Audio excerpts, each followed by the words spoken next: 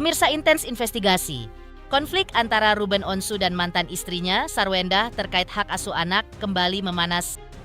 Ruben juga sempat meluapkan kekesalannya melalui media sosial dengan menyinggung sosok yang diduga merupakan adik Sarwendah dan dianggap turut memperkeruh situasi. Melalui akun Threads pribadinya, Ruben menuliskan sindiran kepada seseorang. Ruben juga menuding sosok tersebut kerap mencari informasi mengenai persoalan rumah tangganya dan terlalu jauh mencampuri urusan pribadinya. Unggahan tersebut sontak menjadi perhatian warganet. Pasalnya, selama ini Ruben dikenal lebih memilih diam saat berbagai tudingan dan isu mengenai kehidupan pribadinya mencuat ke publik. Seperti apa pula pernyataan pedas Betran Peto yang menyebut tante provokator dan berisik campuri urusan orang lain? Dan benarkah juga Ruben sebut komunikasi langsung dengan Sarwendah berujung menyakiti? Pemirsa, bersama Intens Investigasi, kami hadirkan kabar terkini, terpercaya, dan teraktual. Tetapi sebelumnya, jangan lupa untuk like, subscribe, dan juga share channel YouTube ini.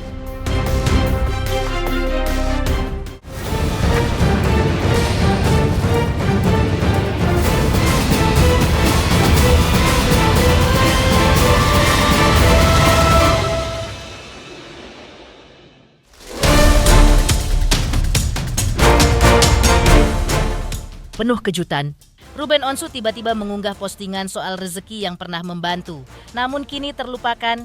Unggahan itu muncul setelah adik Sarwendah, Wendy Lo, menyinggung soal nafkah sekolah anak dan membela keluarganya dalam sebuah siaran live. Jika ada rezekiku yang pernah kau nikmati dan ada kebaikanku yang pernah membantumu, dan itu dilupakan tidak apa-apa. Tapi saya tetap bangga orang yang dihian dan diremehkan pernah mengangkatnya dari tumpukan lumpur, menyiram dan merawatnya dengan keringatku. Semoga bisa mengingatnya dan menjaga lisannya. Lu kira nih balet kalau tanding ke luar negeri segala macam gak butuh duit? Segala macam, semua butuh duit guys ya. Bisa ngebayarin ini, bisa ngebayarin itu. Les-lesnya, wow, sekolahnya lu pada tahu tuh di Seci. Lu tahu lu ketik aja tuh Seci School loh. Dia punya fee-nya setiap 3 bulan sekali tuh berapa harganya? Jadi Ruben gak bayarin sekolah ya Ci ya? Waduh. Kan lu tanya aja dah. Mana nih, ayo nih kita timnya. Nih sekarang gue yang berkicot nih ngebela keluarga gue sama ponakan gue nih. Ayo nih dari siapa media yang sini. Tahu ya, yang tahu aja ya, YTT ya. Iya nggak tahu tuh gue. Oh jadi menurut Ci Wendy, Ruben gak pernah bayarin sekolah gitu?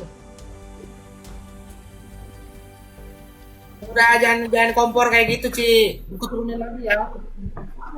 Enggak apa-apa, bukan kompor itu, nggak apa-apa. Maaf, rutinitas full lagi, nganterin anak masak, nge-live lagi, nyari duit ini lagi, bikin video ini lagi. Lu cobain sehari aja digantiin jadi Sarwendah lu masak.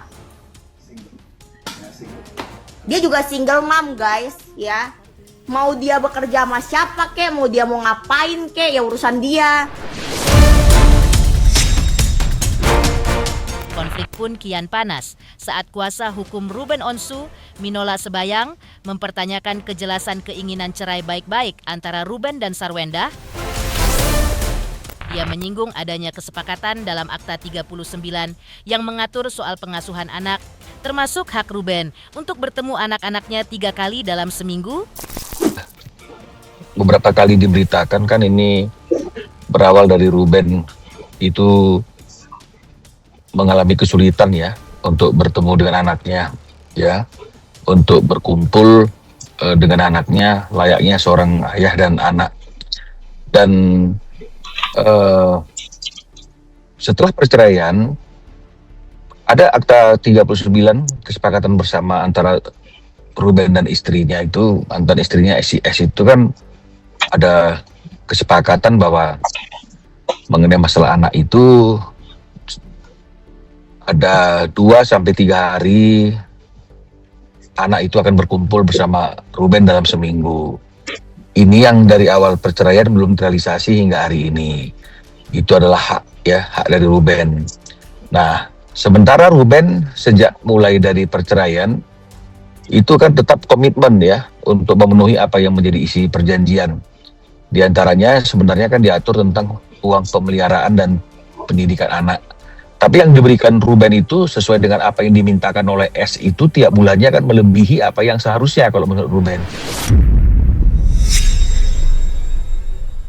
Minola juga menyayangkan keterlibatan adik Sarwendah dalam urusan rumah tangga sang kakak.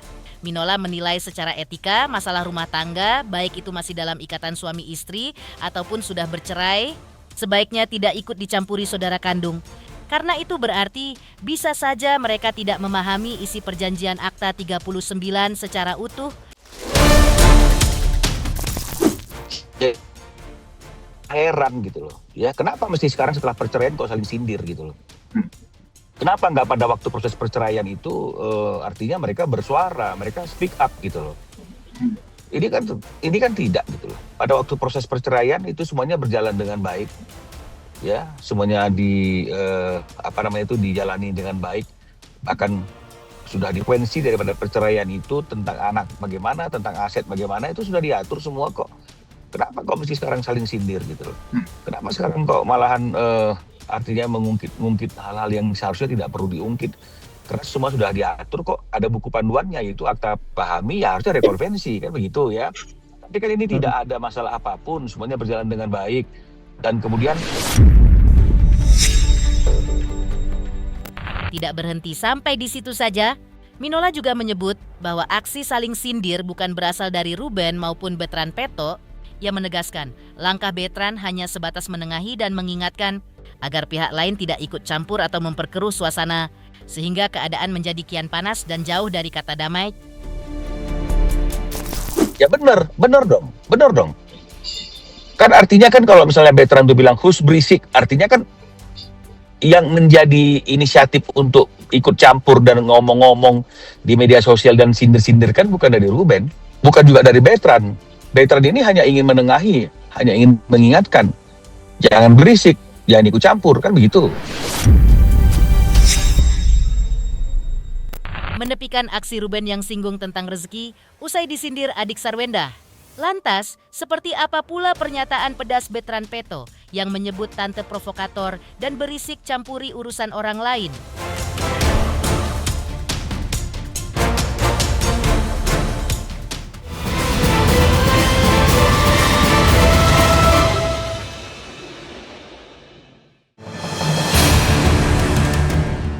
Sebelumnya, Bertrand Peto atau yang akrab disapa Onyo memposting sesuatu yang begitu pedas di akun Instagramnya.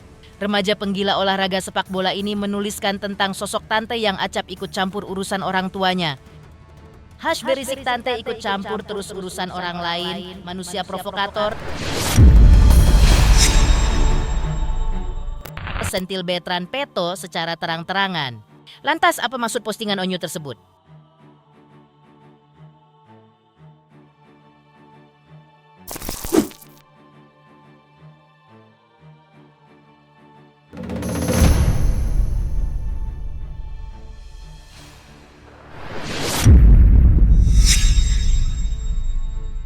Sebagai anak cowoknya Bunda, aku cuma sampaikan untuk hai, ayo.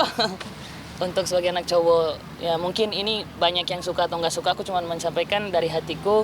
Aku cuma bilang untuk pasangannya Bunda, aku sebagai anak cowoknya Bunda mau ngomong kalau misalkan biar nggak ada permasalahan lagi tentang rumah ini, aku saranin untuk bikin rumah buat Bunda, bikin rumah untuk Bunda biar Bundanya juga nyaman. Biar nggak ada perdebatan lagi tentang masalah rumah, coba bikin rumah buat Bunda dan juga biar Bundanya juga senang kan. Jadi nggak ada permasalahan lagi tentang oh iya ini kan rumah ini rumah itu gitu. Karena kan tahu dari awal pembangunan rumah ini aku juga ngikut kan gitu. Aku juga ngikut ini aku paham siapa yang bangun rumah ini gitu. Baru-baru ini Bertrand Peto memang menyampaikan harapan agar siapapun yang bersama ibunya tidak ikut campur urusan rumah tangga kedua orang tuanya. Ia menegaskan dirinya sebagai anak juga tidak ingin terlibat dan berharap masalah orang tuanya bisa segera membaik.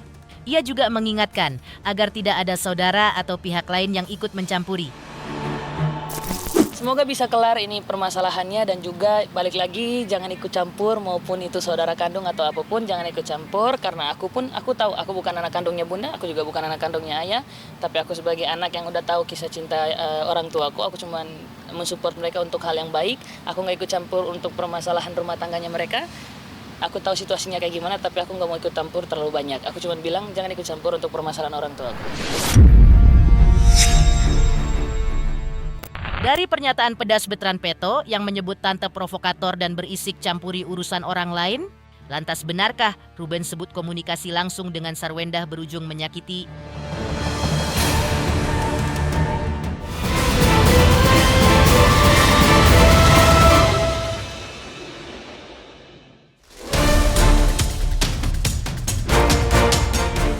Sebelumnya, Ruben Onsu juga sempat angkat bicara lewat video call bersama kuasa hukumnya.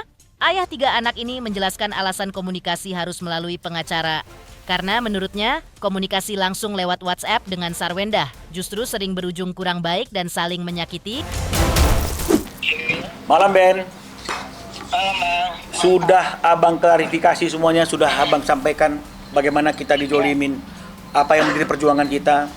Ya, teman-teman media juga karena jelasnya Abang menyampaikan apa yang harus disampaikan, jadi nggak ada bertanya gitu loh. Ada pertanyaan nggak? Udah Bang, udah jelas semua gitu.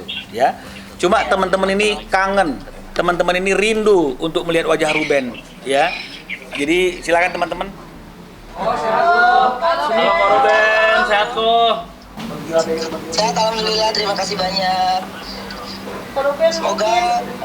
Semoga penjelasan ini tidak menjadi simpang siur, di mana saya memang meminta Bang Minola untuk menjelaskan dan meluruskan. Terima kasih semua teman-teman media, pastinya ini adalah bukan yang dibanggakan pastinya, tapi mungkin untuk hal yang seperti ini kayaknya memang harus selalu diluruskan. 2 tahun terakhir memang saya lebih banyak diam, saya pikir ini akan usai, tapi ternyata kayaknya menjadi bola liar terus untuk berbagai pihak gitu ya. Nah, ini saya meminta Bang Minola untuk meluruskan berdasarkan data yang saya punya, berdasarkan hal yang saya jalanin. Kan nggak mungkin ya kalau nggak ada, kalau kita selalu bilang baik-baik saja, tapi ternyata memang nggak baik-baik saja gitu. Akhirnya akan menjadi hal yang tidak baik gitu. Tapi ini disampaikan bagaimana itu sudah dilampirkan. Saya sudah mencoba berkomunikasi lewat WhatsApp. Tapi kenapa harus lewat pengacara? Karena komunikasi dengan cara langsung tuh ujung-ujungnya tidak baik. Akhirnya masih terus saling menyakitkan. Justru yang saya lakukan itu adalah supaya tidak saling menyakitkan. Makanya lewat pengacara untuk mengambil jalan tengahnya. Itu yang seperti itu sih. Mudah-mudahan pasukan ini ya bisa meluruskan hal-hal yang kayaknya ini dari sisi kita. Kami tidak pernah bilang siapa yang benar, siapa yang salah. Tapi mungkin saya menggunakan hak jawab saya saja. Ya, aku sudah lampirkan sih bagaimana saya berkomunikasinya gitu ya. Kalau seandainya mudah nggak akan mungkin saya akan bilang ke pengacara gitu. Tapi kan ini saya cuma minta, kan berdasarkan pengadilan itu kan ada 4-3 ya gitu. Tapi memang hal yang kayak gini memang udah harus dibalikan lagi ke kuasa hukum kita masing-masing gitu. Jalan tengahnya seperti apa gitu. Dan kami tidak, ini hal yang buat saya cuma gini. Saya ini ayahnya udah selesai gitu. Jadi kalau dibahas tentang nafkah tentang ini, kalau baru cari nafkah 6 bulan, ya kemarin-kemarin ketika jadi peringatan jerih payah keringat saya capek pun kemana? Kalian pada kemana semuanya? Gitu, hanya dinilai dari 6 bulan terakhir, gitu. Ya udah, kalau saya tidak sanggup serahkan anaknya ke saya yang membesarkan. Ya udah, kalau saya tidak sanggup serahkan anaknya ke saya yang membesarkan. Pemirsa Intens Investigasi, jangan lupa saksikan terus Intens Investigasi. Dan pastikan, jangan lupa untuk like, subscribe, share, dan juga komen. Tim redaksi Intens Investigasi juga mengucapkan banyak terima kasih kepada semua subscribers. Hingga kanal Intens Investigasi kini sudah jelang 4 juta subscribers.